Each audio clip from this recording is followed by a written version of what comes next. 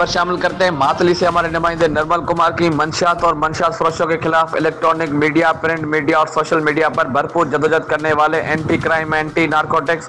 Organization Pakistan تعلقہ ماتلی کے نائب صدر شہزاد ملک کو مبینہ طور پر منشیات فروشوں کی جانب سے جعلی آئی ڈیز پر دھمکیاں ملنے پر anti crime narcotics organisation Pakistan کے وفد نے تعلقہ ماتلی کے صدر منور عالم کی سربراہی میں ایس ایس پی بدین شاہ نواز چاچر سے ان کے دفتر میں ملاقات کی۔ ملاقات کے دوران منشیات کی روک تھام اور سماجی ورکر